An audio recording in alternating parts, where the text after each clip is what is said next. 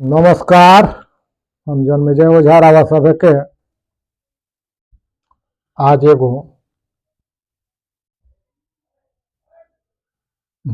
फौजी के परिवार आ फौजी के जिंदगी मतलब कि वृतांत है जाड़ के सीजन में कि का सोचत रुए परिवार का कहत रुए या कवना तरह के वार्तालाप होत रुए मन में एगो फौजी पहुंचत या फौजी पहुंचत रहे कि भाई समाचार अब कहे के बाद जात हनी या ओकरा के मान लिहल जाओ कि अपना सखी सहेली से भी बतियावत हनी। तो ए तरह के हो सकेला।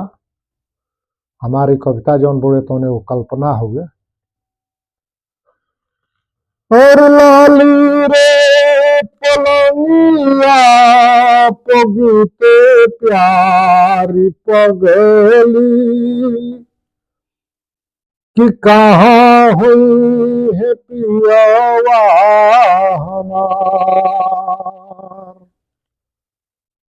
जड़ावा के दिनवा तो बीती जाला कसहु भरतिया कटल दूसवा जड़ावा के दिनवा तो कटी जाला कसहु भरतिया कटल दूसवा कैसे करते हुई है सीमार खबरिया की माना हो कौरो किया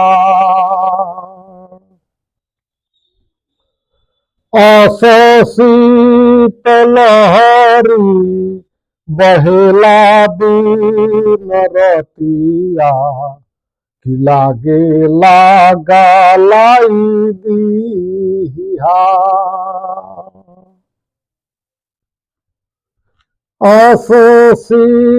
शीतलहरी बहेला दिन रतिया कि लागे लागा लाई दिहा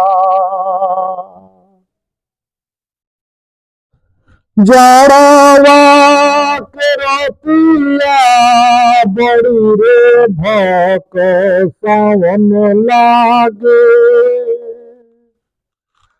जड़वा के रतिया बड़ी रे भक सावन लागे गुतते बितेला भी नसा लागे सुनो सानो बिना पिया के से जरिया की ओहना भइल बासवा लागे सुन सानो बिना पिया के से जरिया की ओढ़ना भइल बासवा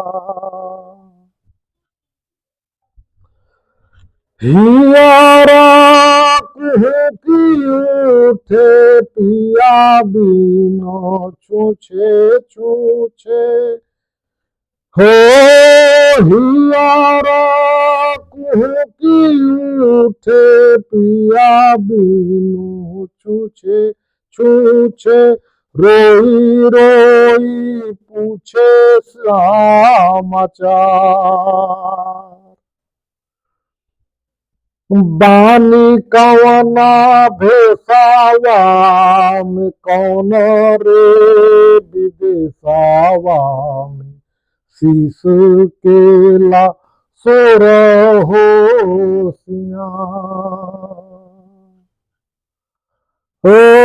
बानी कवना भेसावा में कौना रे विदेशावा में सीसी के लासुर हो सिंगार।